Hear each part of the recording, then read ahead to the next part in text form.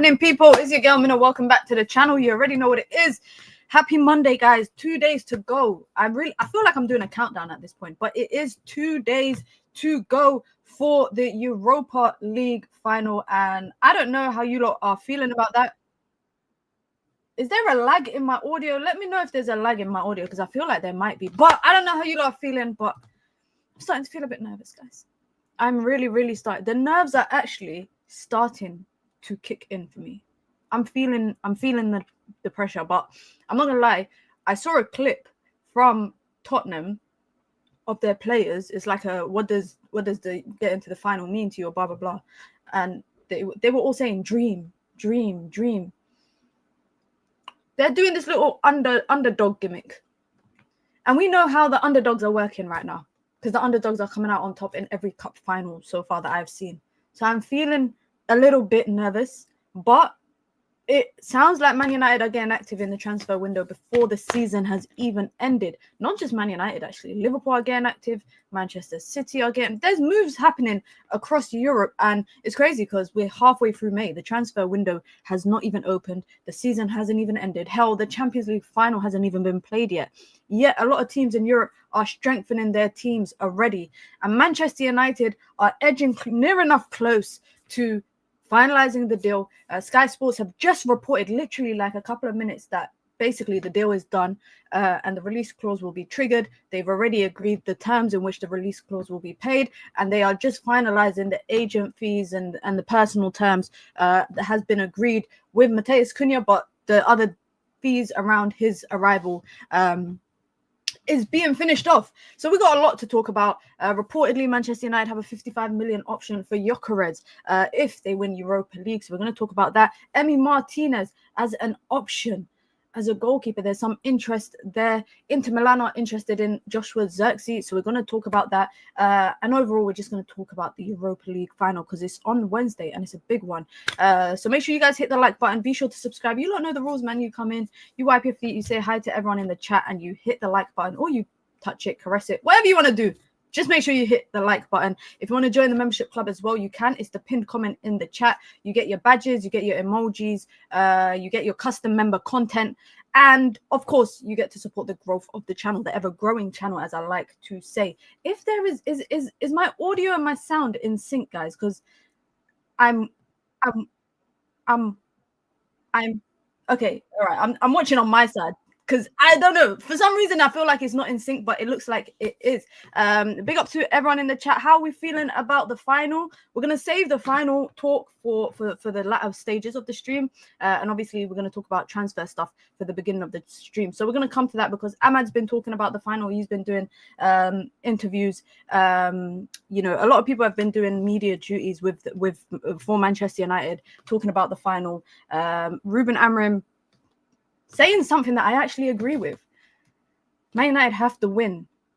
Man United have to win the final. Big up to Kamal in the chat as well. Man United have to win the final because Ruben Amorim said it himself. No one remembers that you were a finalist. No one remembers you were a finalist. But everybody remembers the people who win. And I actually like what Ruben Amorim said. I 100% agree with what he said. So let's talk. Let's talk transfer news. Let's actually start with what's happening outside of Manchester United. Let's start with what's happening just about 40 minutes up the M6 towards Liverpool. Liverpool are edging closer to signing Milos Kerkez, guys. I'm shocked. And the reason why I'm shocked, guys, is Liverpool are about to have better wing-backs than us, and we play a wing-back system. They've got Frimpong, medical today. He touched down in Liverpool today for his medical. Now they're signing Milos Kerkez. They've got better wing backs than us. Like, seriously? I mean, I think they're paying 35 million euros or 40 million release clause euros for Frimpong, and Kerkez I think is going to be around the same price. I don't think Milos Kerkez is going to be expensive. They are signing one of the best left backs this season, or one of the best. He plays quite advanced as well. He plays in a back four. Oh my god, my camera has just glitched. Yep, my camera has decided to just glitch. Oh, we're back. Okay, we're back. crying over Frimpong. I'm not crying over Frimpong, but let's be real. Frimpong is a better right wing back than anything we have at right wing back right now. Let's not kid ourselves. Let's not kid ourselves, please.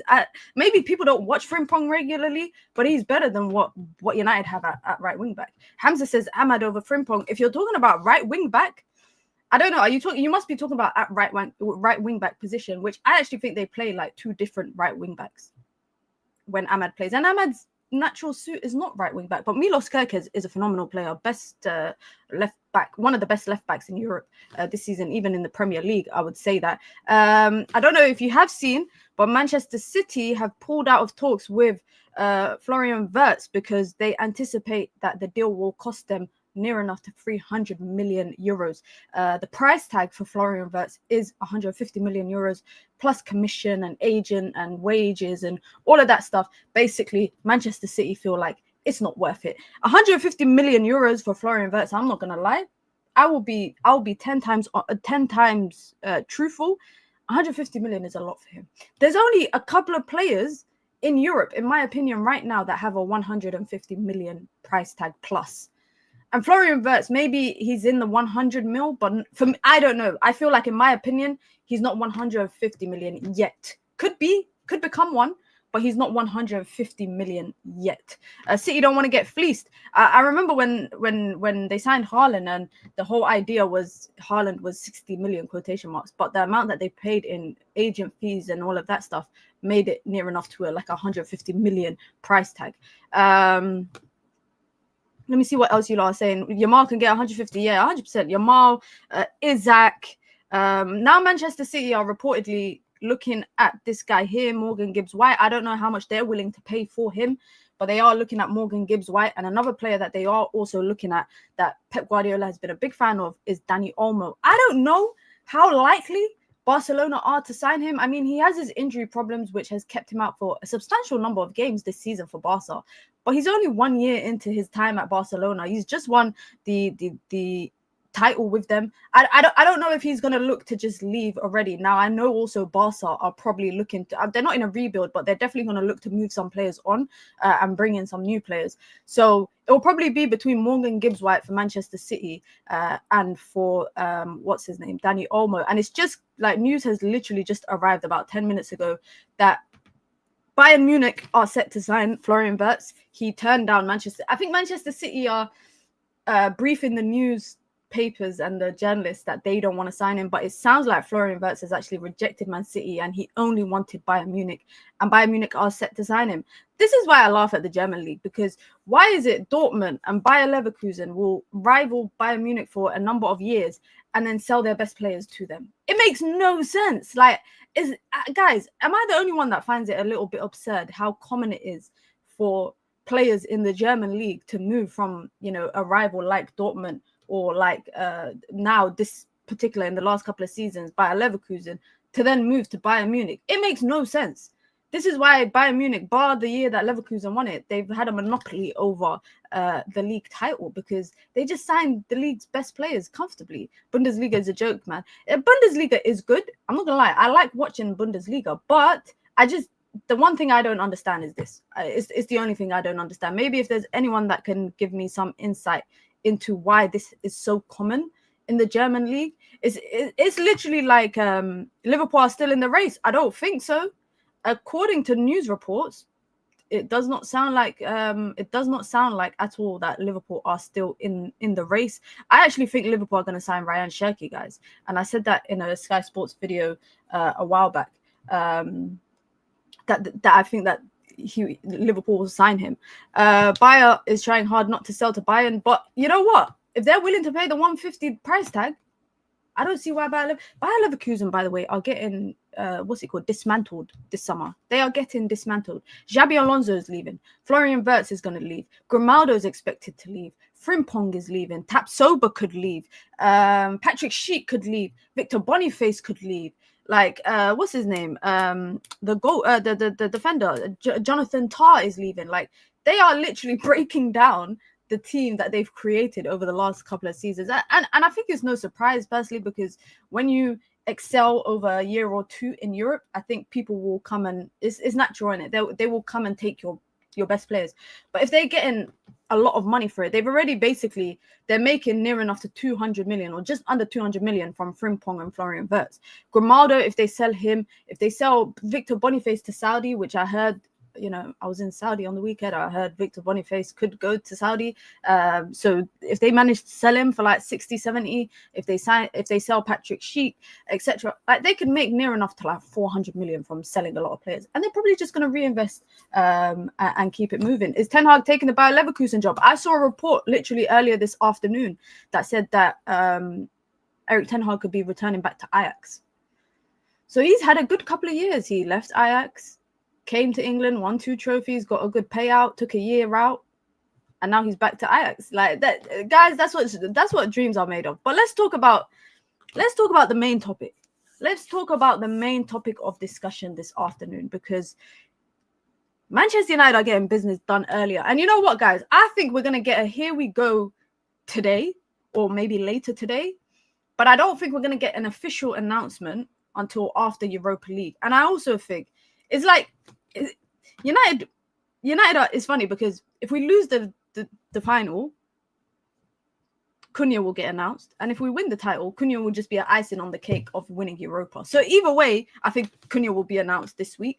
Now, Sky Sports, like I mentioned, literally about less than half an hour ago, Sky Sports reporter Carve has said that Wolves forward Matheus Cunha is set to join Manchester United after the season ends this weekend. So maybe we might hear a here we go after the news is announced after the end of the season.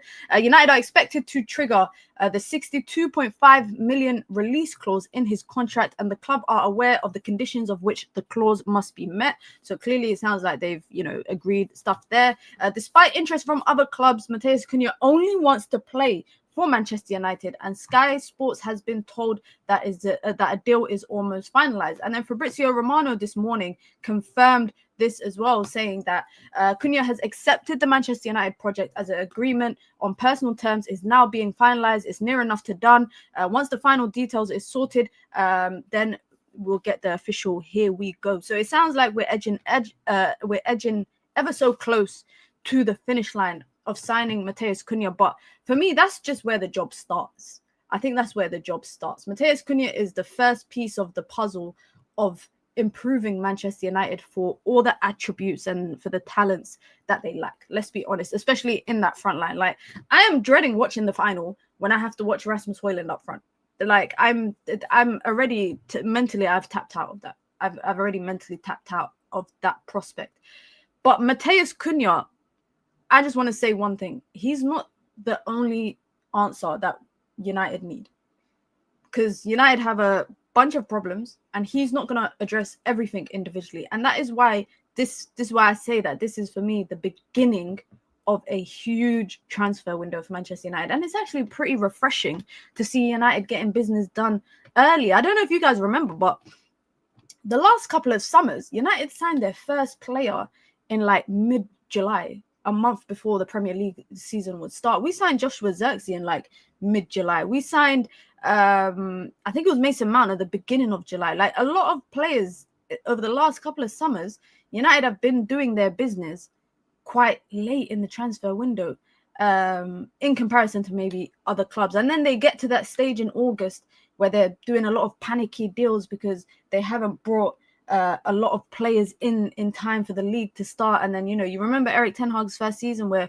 we went out and just panic brought Casemiro off the back of 2 horrendous Premier League games. So for me, Manchester United, is nice to see that they've identified a problem, which I don't think you don't need to be a Jason Wilcox or Omar Barada to identify what Man United's problems were this season. I think you can identify United's problems without even being a United fan or working for Manchester United. So it's nice to see that they identified an issue and found a solution within the Premier League, because, again, United haven't signed. When was the last time we signed from the Premier League? I can't even remember. Well, Mason Mount is one of them. But that's one out of, 14, 15 signings in the last 3 summers. United haven't really improved their team by buying within the Premier League. And there's so much good talent across the Premier League, I think. I think it's because of the transfer window opening earlier. Well, isn't it only like they're open for like 3-4 days? And United don't really like the purpose of them opening the transfer window for 4 days early before the Club World Cup is for the teams that are in the Club World Cup. We aren't in the Club World Cup, but it's good that we are utilizing that 4-day window of the transfer window to bring people in so that we have people in before United return for pre-season a couple of weeks after that. And I think when United return for pre-season is when the window tends to open anyways. So it's nice to see that whoever United sign between now and the beginning of the early part of the transfer window, they will be able to join up with United at Carrington after that 4-day, before that 4-day window, and obviously before pre-season starts. I want to start Ahmad up front for the final. We'll come to that. Big up to Wahib. Says I want 4 and 4 out by July.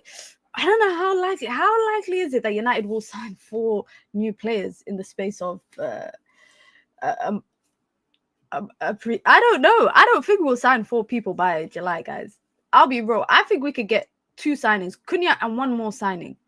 Definitely Cunha and 1 more signing. And I actually think, and you know what is killing me, guys? My camera is killing me. My camera is killing me. I need to sort this crap out. You know what? Let me switch it up quickly because my camera is bugging right now. Can we do this? We can do this. Let's do this. Let's do this. Let's switch up the camera. There you go. We're gonna use this camera today because my other camera is really bugging out right now. It's really bugging out, and I don't like the fact that it keeps freezing. So we're going to use this one, guys. I know you lot are probably thinking there's barely any difference, but there's a huge difference to me. One is my DSLR, and this is my inbuilt camera. So I'm just gonna use this one. Big up to Joe Blackman in the chat as well. I feel so conflicted. Part of me feels no, Europe might do United some good and do a proper rebuild. I feel the same. I said this I said this last week, I remember, on the red carpet, and I was getting cooked saying, like, I'm actually kind of worried about United in Champions League next season. And people are like, oh, I saw people in the comments cooking me, basically saying, like, oh, it's like saying you get promoted to the Premier League, but you don't want to play in the Premier League because you're just going to get relegated again. It's not the same thing. It's not the same thing. And you know what? I feel reassured, can I say, that Ruben Amorim agrees with me, because he said the same damn thing last week after we lost to West Ham. He said, you know what, it's not a be or end all for Europe, because maybe he basically said maybe 1 game a week, just Premier League, will do us some good on the training ground. And I don't think he's wrong at all. If we win if we win Europa League, I am confident we will buy Gyokeres. I will come to that. Cunha and Mbeumo Tchouameni will be physically imposing. I genuinely believe, that Real Madrid could sell Tchouameni this summer, guys. I definitely think they definitely could. I definitely think Tchouameni could leave Real Madrid this summer. I don't know why. I feel like this season he's not been that imposing in midfield. I just don't know if United will. We're going to come to the midfield in a second, because I've seen something about Ederson that just actually pissed me off. We can't improve if we do not improve our midfield. We need 3 new mids who can control the game. We are not going to score if we don't control games. Others focus there first. I can't lie. Maybe because I like ball-playing midfielders. I like midfielders who are comfortable on the ball, right?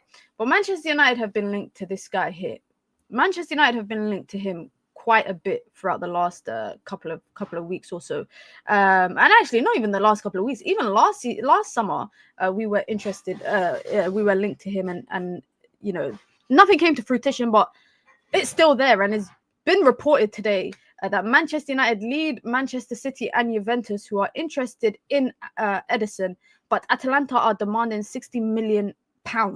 More talks have taken place between Man United and Ederson, with more discussions planned post Europa League final. Now, I read an article about Ruben Amorim's system like a while back before he joined Manchester United, and there was kind of suggestions that said that he wasn't the kind of system. He didn't have the kind of system that needed progressive ball playing midfielders. He needs like ball winning center midfielders, because essentially your center backs, your wide players, they're your build up guys. I'm more of the essence that you should have someone who's good on the ball in your midfield. Like you should have someone who's good on the ball for £60 million. as a base fee, that's a lot of money. That's a lot of money. You're not forgetting that we've spent 50 or so on Ugarte. On top of that, we're going to spend 60 million probably plus. I have PTSD when it comes to Atalanta. Now, Ederson, this ain't your fault because I like Ederson. I think Ederson's a good player, but I just don't know if he's what Manchester United need right now. Atalanta, we've paid you nearly 100 million in fees for Ahmad and Hojlund. You know what? Thank you for Ahmad, but you owe us a refund. You owe us a refund for Rasmus Hojlund. We should have paid you 10 million and you give this guy to us for free. But all jokes aside, guys, all jokes aside, it's not even about PTSD dealing with Atalanta. I feel like the market of midfielders out there. I mean, you lot already know I'm gonna mention Lamine Camara, right, at Monaco right now. But even Paulinho at Bayern Munich, who is probably leaving because he's not getting any game time. He wasn't a Vincent Kompany signing. He never wanted him. He's not really, I don't know. I feel like he left Fulham prematurely. I feel like there's many other midfielders. I know Reinders is another midfielder. He's been linked to City. I'll be so sad if he goes there. But look, Wharton is another player that United have been linked to. For the 100 million price tag that Southampton think they're getting, I think is non-existent. But my point is that the 60 million pound price tag that Atalanta have put on Ederson, there's better in the market for value of the money that you're willing to pay in terms of, again, for me, you cannot, I don't know if this is a hot take, guys, but midfielders should be good on the ball. It's like saying a goalkeeper is not good with his hands or a striker is not good at shooting. It makes no sense to me how you want people to be a midfielder and not be good on the ball, and everybody's okay with that. You basically want, and no disrespect to Ugarte, because I always say Ugarte I don't think is great on the ball. He's got passing elements in him, but not of a prolific midfielder that I would expect for his price tag. I don't want two midfielders that, again, their sheer kind of existence in the team is winning the ball back, being dogs, quotation marks, dogs in the midfield. I don't like that idea. And again, it's not about what I like. It's probably about what United feel like is best and what's best fit for the team. But I just genuinely feel like if you're willing to part ways with 60 million pounds, you should go and look around Europe for the midfielders that are better on the ball, offer you a lot more as a midfielder rather than midfielders that are strong in one element or two elements and are a bit, 50-50 in others. Big up to Wahib with Wahib. Sorry, I keep saying your name wrong. Big up to Wahib with the super chat. Says Murto is at Atalanta now. No deal. No way. No way. Murto is at Atalanta. That guy can't negotiate to save his life. He might give us a good deal. Is it 60 million euros or pounds? It's pounds. Pounds is being reported, which is 60 million. That's like 70 million euros. That's about, give or take, 70 million euros. But listen, guys, we've got just over 80 people in here. Be sure to hit the like button. Be sure to subscribe as well if you've just come through.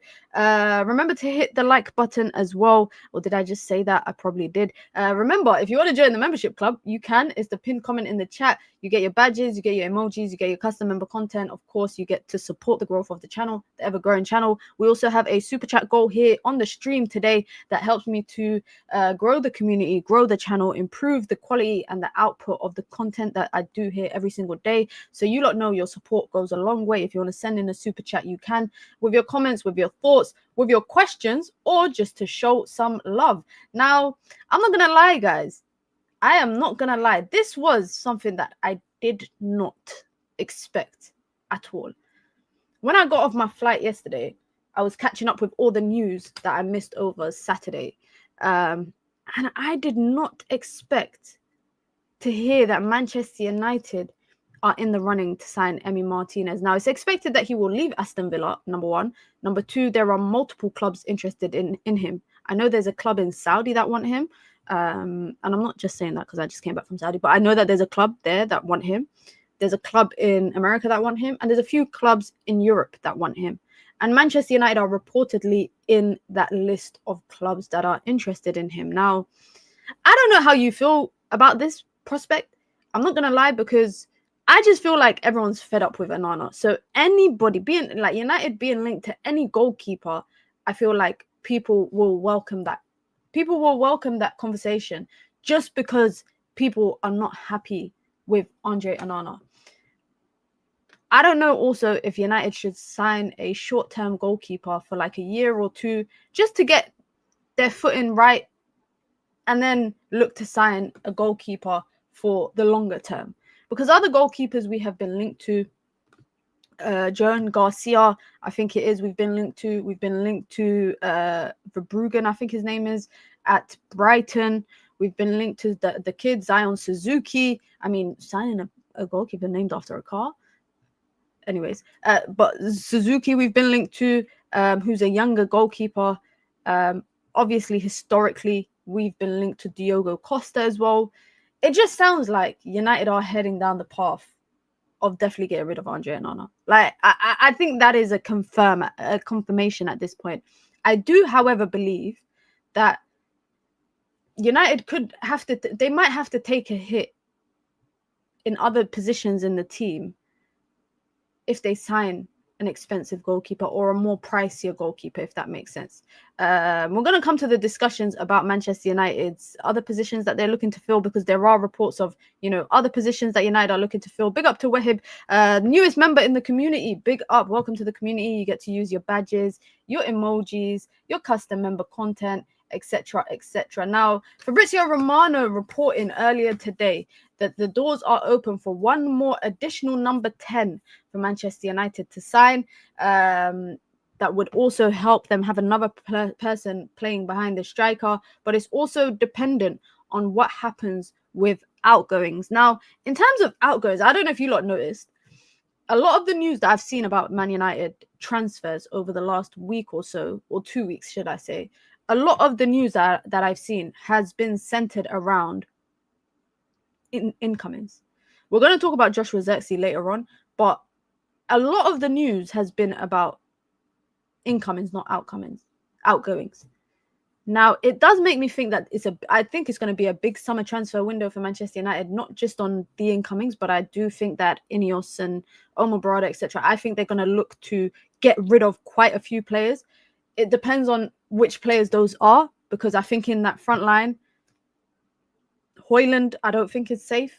I don't think Garnacho is safe. If United are looking to buy 2 10s and they are briefing the media about this essentially and saying that they're looking to buy 2 10s, then for me that confirms that Garnacho's future at United is not safe. It's not safe.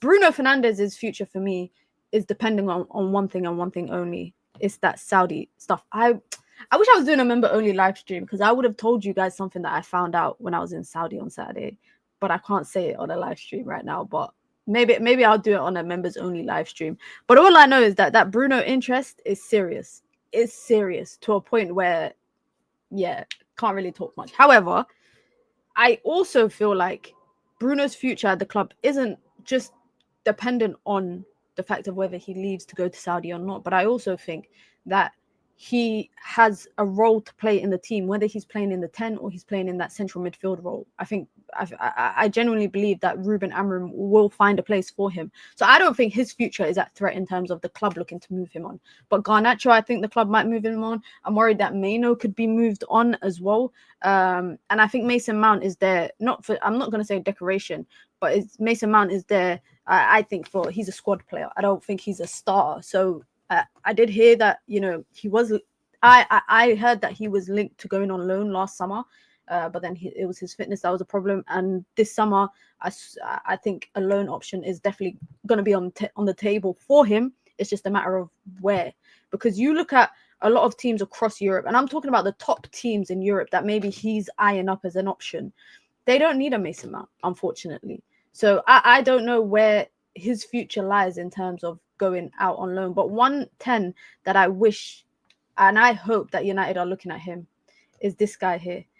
Not because I think he's a bad man player. I think he's a bad man player. I love players that he gives me old school vibes. I don't know why, but I like players that are not, they don't give me system vibes. They don't give me robots vibes. They give me oh, I played football and grew up playing football on the streets. That's the kind of footballers I like, because those are the fun footballers to watch. Those are the footballers that you enjoy watching, that are so good technically and are good on the ball. You know, they don't need that, like 25 million or 22.5 million for Ryan Cherki, who has confirmed that he's leaving Lyon as well, because we know that Lyon are having financial issues and unfortunately they might get relegated. You are getting a bargain of a player, guys. I don't actually think people are realizing it. When in a market, in a transfer market where players tend to go for like 40, 50, 60, 70 million, 22.5 million for a creative player like Ryan Cherki, most assists in League One, most assists in Europa League, as Ridwan mentions it here. On top of that, you know, he's young, 21 years old. So you're getting the early peaks of him, plus the, you know, hopefully the peak of him. Now, I know Liverpool's been linked to him. I think Newcastle could do with a player like him. Newcastle could do with a player like him as well. These type of players don't succeed at United right now. They haven't in the last decade. Will destroy another top young talent that is actually highly talented. Let him go elsewhere. You know, you see, PS, guys, PS is realistic in the terms of we shouldn't ruin another player's career. I'm selfish. I want him at United. I just want him at United. I don't want to see, like, I hate the fact that I watch a lot of players and I like a lot of players that do not play for United. That bothers me so much. Like, if you were to ask me my 5 favorite players in Europe this season, I think Ahmad would be the only one that I would mention from United. There was a time, once upon a time, many years ago, that all my favorite players played for United. All the players that I enjoyed watching played for United. I don't want to see Ryan Cherki at another Premier League team. However, Fabrizio Romano is reporting that multiple English clubs are in for him alongside other European clubs. And this whole idea, I remember after the what was it, quarterfinals, and United fans were like, oh, is this the Ryan Cherki everyone was hyping up after the first leg? Oh, he's crap. Just because he scored a last-minute winner against us, people thought, oh, that was his only involvement in the game. But if you guys had watched the game, and even in the second leg, he cooked Manchester United. Like, he was a big difference maker for them. You put good players around him, and the outcome could have been different. And we can say that about a lot of players. But 22 million in this economy, in this economy, there is absolutely no reason why United should not look at. Talking about economy, guys, this is so random. But I was in the airport the other day, and I brought a cup of tea and a little box of fruits for £12. This is the economy that we're living in. This is the inflation we're living in, and the inflation has not reached Ryan Cherki's transfer price. So Man United should be all over it. Man United should be all over it. I don't care whether we destroy him or not. I want him in my team. Cunha, Gyokeres, Cherki front three. That's a decent front three with good balance. That is a good balanced front three. Talking about Gyokeres, Premier League remains the most likely destination for Victor Gyokeres. Fabrizio Romano has confirmed. Manchester United are strongly interested, and he has a fee of about 55 million. Listen, guys, listen. Liam Delap's price tag is 30 million, which is, again, affordable, cheap. But you're telling me 25 million more and you can get Gyokeres? You go and get Gyokeres. You go and get Gyokeres. You know what I hate? And you know what I strongly dislike? I really dislike this thing of, oh, I saw, because I just remembered something that I saw earlier today where someone said Rasmus Hojlund was once, when Gyokeres was Rasmus Hojlund's age, he was on loan at Swansea and he had this number of... They are not the same players. Why do people think if you compare players by age and by position, that is comparable? It's not comparable. It is not comparable at all. So I don't know why people feel like because Gyokeres was once slow starting in his career, that we should be patient with Hojlund. No. I watched 70-something minutes of that Chelsea game, while I was at the airport. And wallahi, I was just happy that what I've been saying about Hojlund, other people that I know have finally come around to it. They finally come around to it. Some people that I know outside of YouTube, like friends and family, etc., I'm so glad that they've come to the realization and the understanding after that Chelsea game that there is no hope in Manchester United's front line for Rasmus Hojlund. People always put the Rasmus Hojlund conversations on service, but I promise you, if you put it on a plate and hand delivered it to him, he will drop the plate. He will drop the plate. 55 million for Victor Gyokeres, who I think he's linked to Arsenal. It sounds like Liverpool are looking for a striker as well. United need to be all over it.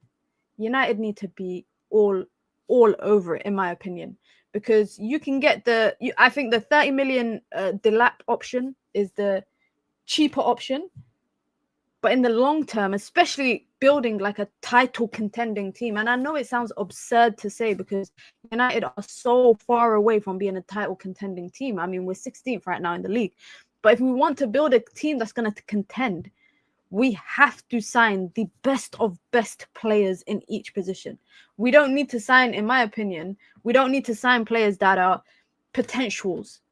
You know, oh, he's potential to become a great player, or he's got the ceiling, he's got a high ceiling. No, let's sign players that are already made right now and are ripping it up already right now, which is why I'm happy with the Cunha deal, because I'm not holding on to the idea that, oh, we're signing a prospect. No, I know what Cunha is. We know what Cunha is. We've watched him game in, game out in the Premier League, and we know what we're getting on a regular basis. And with Gyokeres, it's the same. Now, I know people are talking about the fact that if United sign Gyokeres, it's basically Amorim signing a former player of his. But it also happens to be that Gyokeres is one of the best strikers in Europe this season. It's just I think, a coincidence that Amorim was coaching him at Sporting, because I saw his goal assist tally for the season is ridiculous. And because Portugal is not classed as one of the top 5 leagues, he's not even going to be in the Ballon d'Or conversations. Like, and this is why I always say, by the way, guys, Ballon d'Or for me is not stat based. It's not based on who scores the most goals and assists in a season and wins the biggest trophies. For me, if you're the best player in Europe, you can be the best player with like a 15 goal contribution in the league, but it's the eye test. Anyways, that's a different conversation for another day. But on Gyokeres, he is one of the best. Doesn't Gyokeres have the most scored points in Europe this season? I saw a report that was saying that I know Arsenal are in for him. Their new sporting director that's coming, I can't remember what his name is, but the new sporting director that's coming at Arsenal has already, shortlisted Gyokeres. And if Gyokeres goes to Arsenal, guys, that is a big puzzle, that piece of the puzzle that they're solving. That is a huge piece of the puzzle. And I feel like because, again, Gyokeres is not in a top 5 league, he's not highly rated like that. Now, Fabrizio Romano reporting that Victor Gyokeres' future will be more clear in the next coming days. Now, I don't think that's no coincidence that his future will be more clear basically by the end of the week, by the time that he knows whether Man United are in Champions League or not. And I remember when Ruben Amorim was talking about players only wanting to come to Manchester United because of Champions League, and they should want to come to Manchester United to play for Manchester United and not just for whatever competitions they're competing in. But we all know that, there's a lot of pull when you're in Champions League football. Like, even if, like I said, I'm worried about the fact that we're going to be crap in Champions League. But Champions League opens up doors for us to sign quite a few players. Let's talk about Champions League and let's talk about Europa League, because Ahmad did an in-depth interview with the Mirror. Not just him, a lot of people, it looks like, has been doing interviews. Diogo Dalot's been doing interviews. Aidan Heaven did an interview with Manchester United. Everyone's doing their interviews ahead of the final. And like I said, guys, I'm nervous. Oh my God, we're matching. I'm wearing orange. They're wearing orange. I'm nervous, guys. I am really, really nervous. But there's an interesting thing that I realized from the interview that Ahmad has done with the Mirror. He said, I already lost 2 Europa League finals. I think people forget that he's been in 2 Europa League finals. One he didn't play in, but the other he did with Rangers. He said, I've already lost 2 Europa League finals, so I hope to win this one. I keep praying for this. It will be really good for me and the team because at the end of the day, we want something at the end of this season. He spoke about his experience in Europa League and in the final, and he said, in 2021, I was on the bench. I had no experience, but it was a good experience for me to be in my first final with the team. At the time, we had great players like Paul Pogba and Edison Cavani. It was my dream, honestly. But now it's my moment. Look at him. He went from saying I was young in 2021 and now he's saying now it's my moment. He says it's the moment for the club, it's the moment for the players and for everyone, for the fans, because they deserve this. We'll give everything and we'll give our best to try and win this competition. And like I said, Ruben Amorim actually was doing an interview and was talking about obviously the final, and he's saying, listen, essentially no one remembers finalists except for if you're like Arsenal. Arsenal fans remember when they were finalists, but no one else remembers it. People only remember when you win it.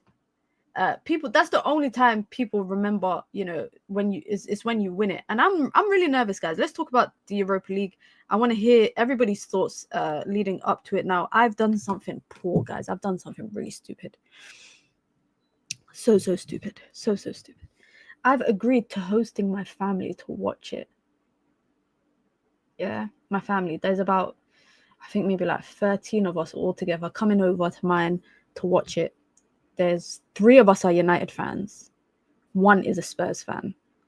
Everyone else is a mix. Chelsea, Liverpool, etc. Everybody's rooting against Manchester United. Even Chelsea fans. Well, in my family, not all Chelsea fans, but the Chelsea fans in my family want everybody. I think it's literally the only people supporting United are the United fans. And I promise you, I'm scared because if we lose and I sit down in my studio to film my reaction, I think they might jump in my video and torture me. I've made a poor decision, guys, and I can't back out of it. But it's for the vibes, and you know what? I can't wait to taunt my relative who's a Spurs fan. Even my Arsenal fan homies are all cheering for Spurs as well. Okay, that's crazy. But to be honest, I think Arsenal fans are in a limbo of who they want to win. I genuinely think Arsenal fans are in a limbo. But let's talk about the final, guys. Either way, it's going to be a bad day for us rival fans. There you go. Either way, rival fans are pissed. But this is what I messaged my cousin today, guys. Yeah, my cousin who's a Spurs fan. I basically said, if we lose, we give Spurs a European trophy. I don't think I can ever sleep well again. And then my cousin replied saying, lol, I'm so nervous, man. Why are you nervous? Basically, we're both saying we're both nervous. We both feel sick. I'm saying that I cannot sleep well if United lose. I don't think I can sleep well because of the fact that we're playing Spurs, right? But I'm saying to Spurs fans, yo, like, it's another day in the office for you. Like, if you lot lose, it's just people are going to run the whole trophy gimmick again. But that's it. But if we lose, oh my goodness, guys, if we lose, I actually think this is... Okay, hypothetical, yeah, hypothetical. I don't want to talk about us losing too much. So this is the last topic about us losing, yeah? But if we lose, is this worse than us losing 2 Champions League finals to Barcelona? Genuine question, guys. I'm not being dramatic. I don't want to over-exaggerate. But is it worse to lose to Spurs in Europa League final or the 2 finals that United lost in Champions League? No, it's not worse? Okay. Because I still can't get over that. Like, I still cannot get over the 2 Barca finals. Like, that's why I can never wear a Barcelona shirt in my life.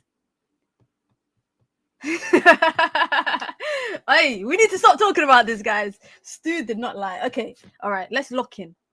Let's talk Europa League. I hear Diogo Dalot's fit for the final. It's just a matter of whether the manager picks him, but he's fit. It's up to the manager. Lenny Yoro is expected to be available as well. I think... Who else? I saw James from the Martinez saying that Joshua Zirkzee could be fit on the bench, but it's just a matter of, you know, whether the medic team and whether the manager choose to have him on the bench. I'm so worried, guys. I'm so worried. But before we get into the to the long conversation about the final, have you guys hit the like button? Let's see. We are 7 away from 100. So if you've just come through or you've been here the whole time, please do hit the like button. If you want to join the membership club, you can. It's the pinned comment in the chat. And if you want to support, we have a super chat goal for the stream today. We are nowhere near halfway even. So let's try and get it halfway. It really helps with the quality, the content that I can put out on the channel. It can help me fix my camera. And also it helps me to grow the community and grow the channel as well. So let's get into that. Oh, by the way, guys, have you not seen? I know I said we're going to talk about the final. We are still talking about the final, but I love the dedication from football fans and people's journeys to get to Bilbao. I saw someone on Twitter on a boat. I saw someone on Twitter sailing on a boat, and they said they're getting to Bilbao by boat. I saw someone saying that they're taking 3 flights, a train, and then they're driving to Bilbao. I've seen a lot of people that I know that are going to the final are not traveling directly to Bilbao because obviously the flight prices are extortionate. I'm not. If someone said to me I'm cycling there, I would believe them. Because when I saw someone on a boat from the UK, I was like, oh my god, a boat. My workmate is taking 2 flights and a bus. Most of us in Bilbao don't have rooms for the night after the final. What? Are you serious? Wahib, I saw you say you're going to the final as well. A lot of people I know are just going with the hopes of getting a ticket. Some people don't even have a ticket. I saw someone I know rented a car from another city and are driving there, and they're sleeping in the rental the night of the final because obviously hotel prices are like 15, 16, 1700 pounds. Literally everyone is doing madness for football. Where else would you see this? Where else? You would never see this in any other sport. You would never see this in any other sport. But anyways, Spurs played a rotated team and lost on Friday. United played a relatively strong team and lost on Friday. I think a lot of the players that played on Friday, especially the players that started, I think a lot of them will start for Manchester United in the final. My only kind of question mark is around what does Ruben Amorim do about that front line? And when I say that front line, I mean with Rasmus Hojlund, but I also mean what does Ruben Amorim do about the 10s, the 2 10s, because we saw Mason Mount start against Chelsea. I don't know why. I have a feeling Ahmad's going to play at right wing back, guys. I have a feeling Ahmad will play at right wing back. I have a feeling Mazraoui will play at right 10. And I think Luke Shaw will play at left, not right 10, right side of centre back. Luke Shaw on left side of centre back. Patrick Dogu. I think it'll be Maguire in the middle of the centre back trio. And I have a feeling it could be Bruno and Kobe and Mount starting. One of them in the false 9 between Kobe or Mount. I think one of them will be in the false 9. However, I won't be shocked if Rasmus Hojlund starts.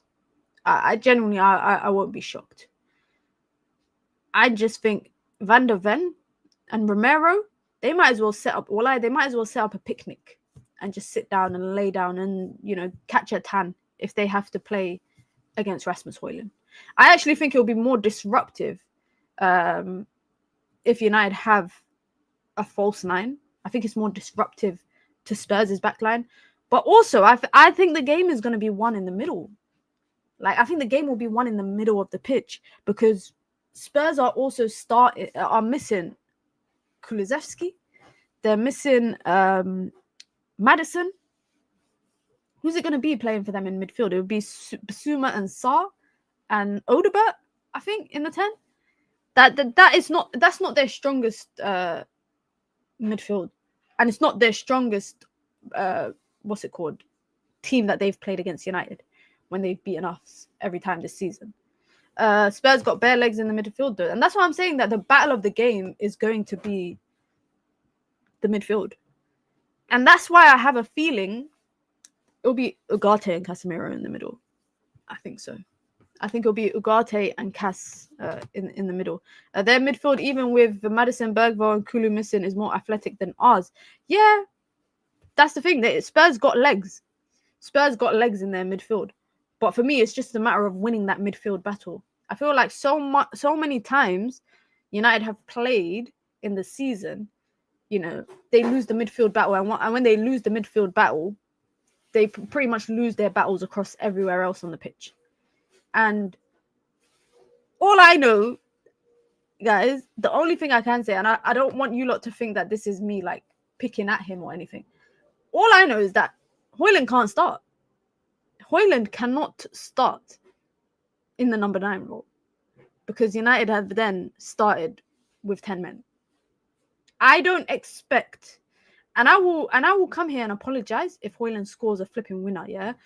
Actually, I won't apologize. You can't make me apologize for my opinion. But I cannot believe that a player who has been so bad throughout the season will suddenly just turn it on the final day, on the day that they need it the most. I don't believe that. I don't believe that. And I genuinely think that it's a huge statement from the manager if he says, you know what, let's drop Hojlund. Because this is maybe not a game for him. For me, what a game... You know how I see the game panning out without Hojlund? I see Ahmad at right wing back. I see Patrick Dogu left wing back.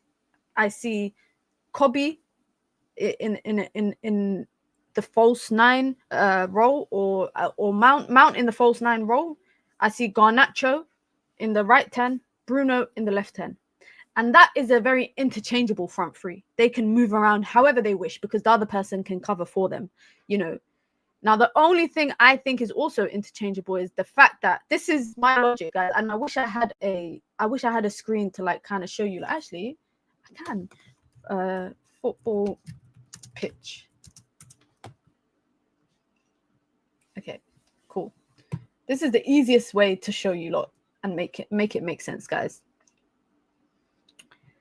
Because Ahmad is playing right wing back here, yeah, he'll be darting up and down, right? Mazraoui will cover a lot of this space here against Son, whoever plays on that side. He'll be covering that space. Ahmad will be allowed to have that freedom as a right wing back to kind of get forward. But the good thing about Ahmad and Garnacho playing together, I think, on the right 10, on the right-handed side, and this is just a prediction from me, is that Garnacho likes to play wide, right? He likes to play wide. When he plays on the left, him and Patrick Dogu are occupying the same spaces, but because Ahmad's playing at right wing back, Ahmad could actually come in centrally here into the half spaces that Garnacho is kind of leaving, and Garnacho can hold the width. It's between them, it's interchangeable. Now, when it's Patrick Dogu and Garnacho on this side, you will see a lot of the time it's 2 of them standing there at all times. And it makes no sense because then nobody is here. You'll have maybe like Mount there and the striker there. But Ahmad at right wing back will allow Garnacho to play wide as the right 10, which is he's more comfortable and natural doing so, because Ahmad can come in centrally and kind of cover that space. And that is what I think Garnacho has needed when he's playing in these kind of 10 roles. He needs someone, and you see him do it with Diogo Dalot. If you watch when Diogo Dalot plays at right wing back, Diogo Dalot will pick up the spaces here because Garnacho comes wide. And I think Ahmad excels a lot better in that role naturally than Diogo Dalot does. So that is also, it's like having another attacker when Manchester United have the ball. And because you've got, if you've got Mason Mount as a false 9 and you've got Bruno, we're going to have Casemiro being a lot more advanced, Ugarte more advanced. The whole line is going to be more advanced because of that. For me, that just makes sense. That just makes sense. And that is why I would like to see that. If United had to pick, it's either you play your strongest team ever in the final, your strongest team, or you leave some of your stronger options as well to come off the bench.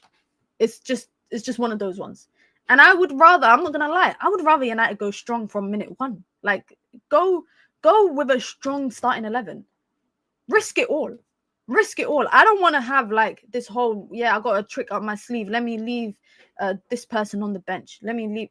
we'll start with Hojlund and we'll have, a rotation option off the bench if needs be. Because let's be honest, guys, if United go a goal down and they're chasing a goal for the latter stages of the game, we all know Harry Maguire and Casemiro are going to be told to get in the box, and United are just going to spam crosses in. And this is a final. Whoever's on the left has to do a job on Porro, though. 100%. They have to. And you know what, guys? I'm banking on. I know this is really silly, right?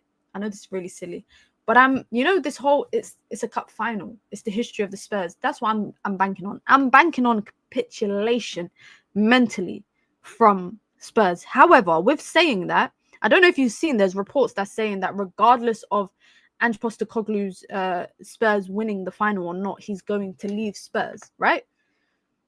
When was the last time we heard that? If you lot remember. If you guys remember, last summer, a day before the FA Cup final, reports came out that regardless of the cup final, Erik ten Hag's going to get sacked. What happened? Erik ten Hag went and won it. What happened? He sat on BBC One saying, "Oh, it's fine. If they want to sack me, then I win trophies. I'll just go somewhere else and win trophies." I don't want to say that history is repeating itself, yeah, because I don't want to. You lot already told me stop putting it out there. But that's the only thing I'm like, oh my God, history could repeat itself. However, I'm also banking on the idea that Ange Postecoglou chats a lot of crap, because he said before the final, before the season started, he said, "I win trophies in my second season. That's what I do."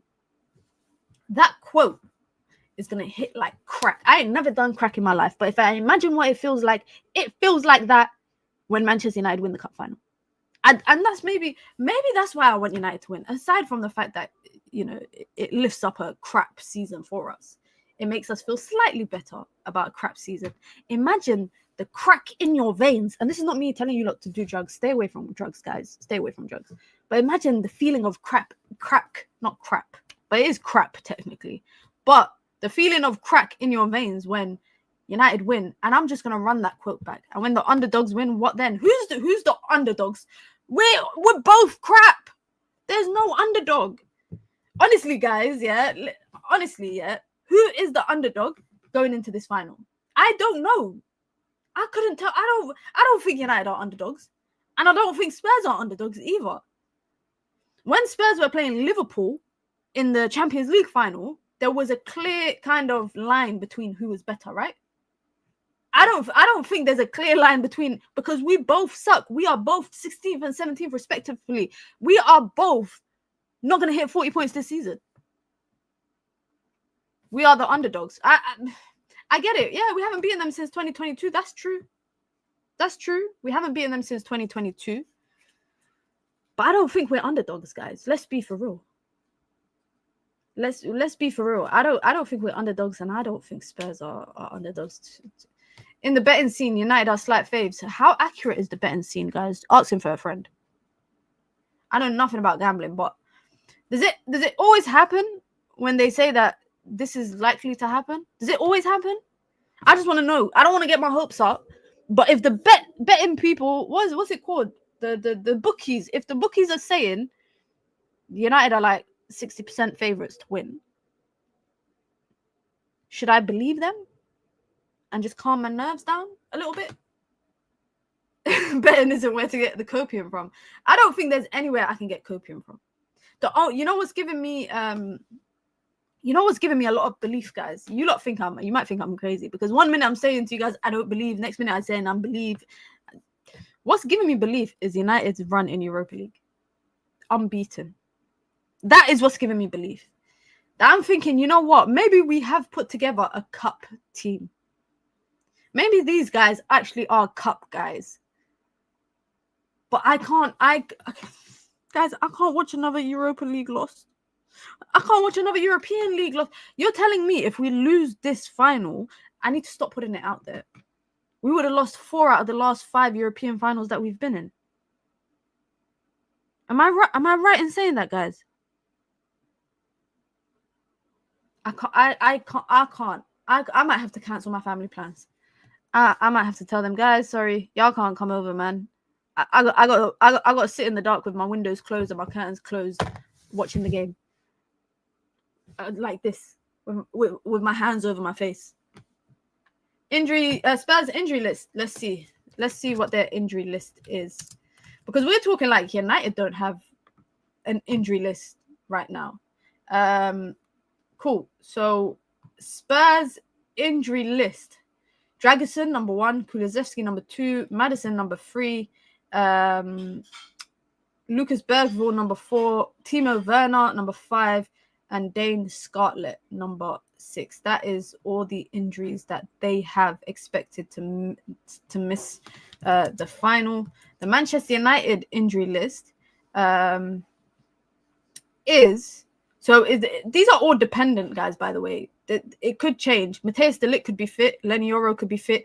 I know Diogo Dalot could be fit.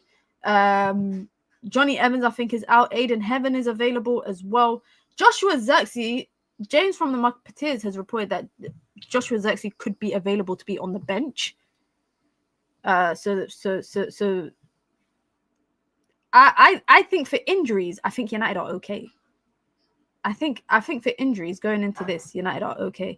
Casemiro is giving me the most belief, and that Lyon game, it's like the 4-3 versus Poole, and that Maguire goal cannot be in vain. Facts. Like, for me, we can't have had the run that we've had in Europa and the comebacks that we've seen for us to choke in the final. I can't, guys. I can't do that. I can't. Let's stop being negative. Let's start being positive. I need to call KG. He will give us some positivity, because KG's positivity is on next levels. I'm telling you lot for free. Yoro, de Ligt, and Dalot should be back according to United District. Dalot is fit. You heard it here first, guys. Dalot is fit. It's just a matter of whether the manager picks him or not. I think he could play at right wing back. He can come off the bench. For me, it's like, no matter what happens, we will have options to change the game around, whether it's the system, whether it's the formation. Like, from the bench, we will be able to change the game around if necessary. You know, if United feel like they need to shut up shop, if United have to get get more attacking players, we can switch it up. Give Yoro bare injections. If we were to sign one between Mbeumo and Cherki, who would you prefer? That's a good question, you know. That's a great question. I think for me, it depends on a lot of factors. Price tag depends on a lot. Mbeumo is more expensive than Cherki.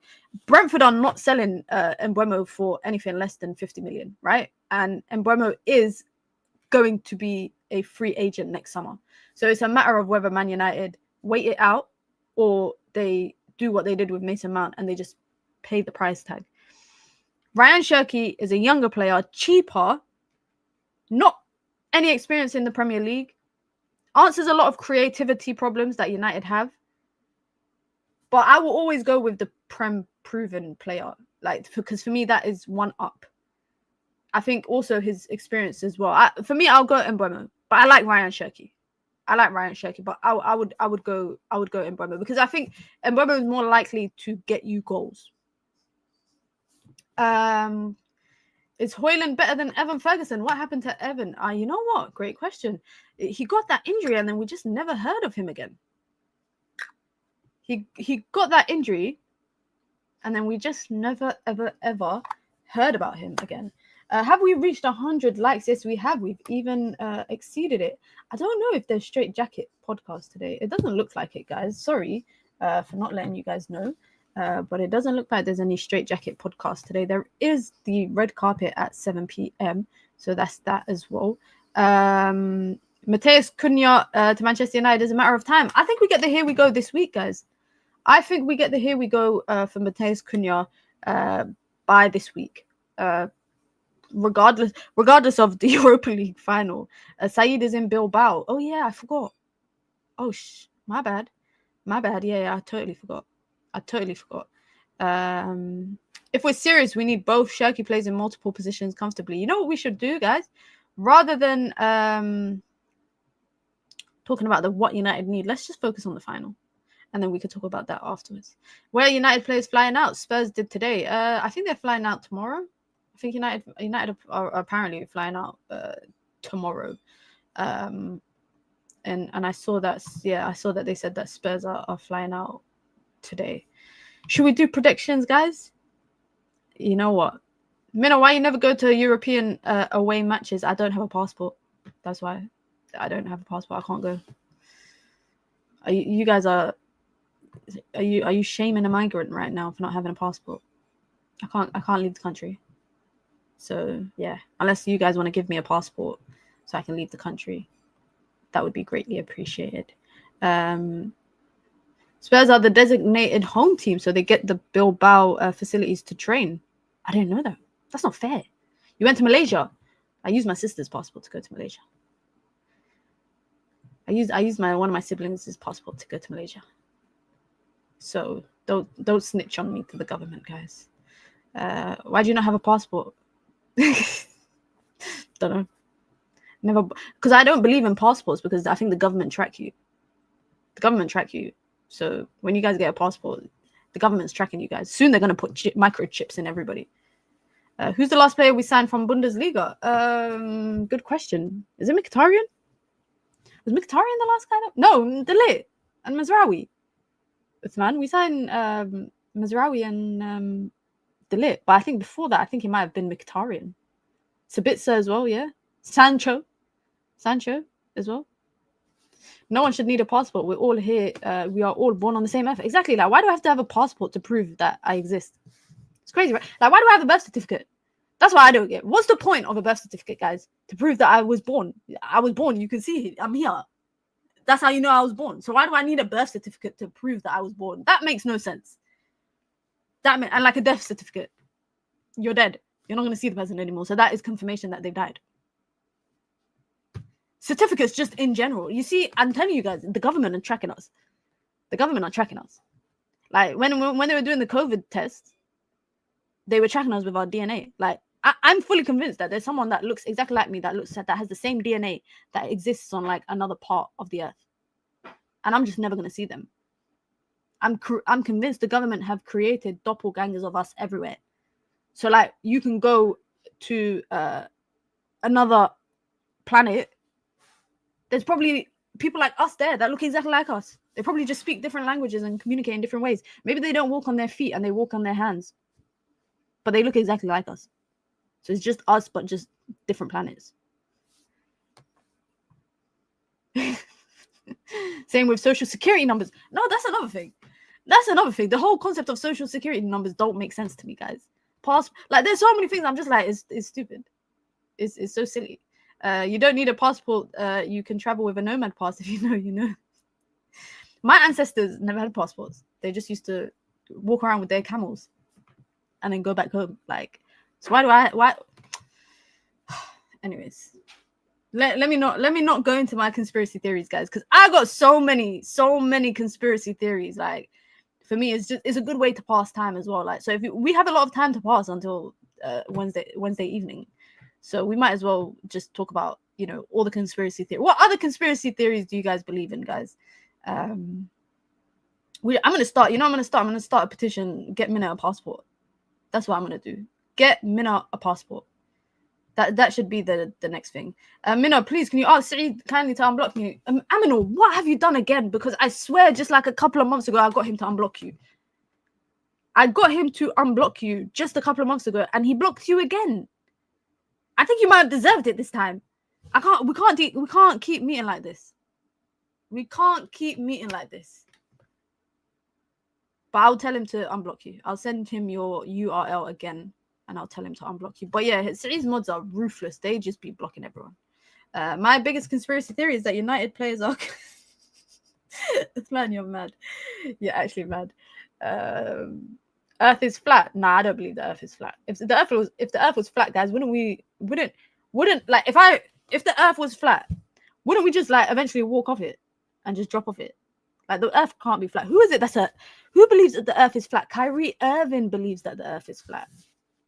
Kyrie Irving he believes that the Earth is flat. The thing is, there's some conspiracy theories I don't agree with, because the Quran states a lot of stuff, and there was, so there's a lot of stuff that I don't believe in. But the idea of the Earth, you're telling me that where's something that I have this? You're telling me, yeah, this is the Earth. Yeah? It's like this. It's not rectangular, it's circular, but it's like this. If the Earth was flat, you telling me bang, bang, bang, when did I drop off? Come on. Moon landing. Ooh, I don't think the moon landing happened. I don't think it happened, personally. Because you're telling me that only one person was, or one group of people was only, it's like me saying that I did something extravagant, yeah? And I'm the only person to ever do it. Then that's a fluke. If only one person has done it, it's a fluke. It's a fluke. And you faked it. It was fake. They faked it. Shout out to all my Americans, but I think NASA faked it just to live on the idea that America's so great. And, you know, we were the first people. What did they say? Oh, I have to bring up the quote. What was the quote that was said when they went to the moon? What was the quote that was... It was Neil Armstrong that said it. One small step for man, one giant leap for mankind. That leap never happened because no one done it again. No one done it ever again. So you should say it's one small step for me and no leap for no one, because no one has ever walked on the moon ever again.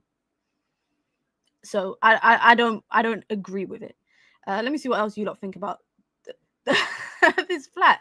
I don't think it is. Minna, we live in a dome. Do you think so? I watched a TV show. I don't want to ruin it, but it's called Paradise. I watched it on Disney Plus. So I encourage you guys to watch it, because when I watched it, I thought, oh my God, what if we're just all living like that? What if we're all living like that? You know, like The Simpsons. If you lot watch The Simpsons movie and they all lived in a dome, do you guys remember if you watched The Simpsons movie? All I'm saying is that it makes me wonder. It makes me wonder, but I need to stop with the conspiracy theories. And you guys are not helping me, because you guys are basically egging me on. Paradise had me second guessing my life. Nah, I was bugging out when I watched Paradise. I was outside, like, touching the plants, like, yo, is this real? Like, is this artificial? Let me see. But it also confirms to you guys, if you watch Paradise, and there's other TV shows like that, why the rich are rich. Yeah. The first thing I'm doing, or the first thing we should do when basically the end of the world starts, is we should all beat up the rich people, because they will in a heartbeat create something like a flipping dome for everyone to live in, and then just F up the rest of the world. Minna, do you believe in evolution? Nope.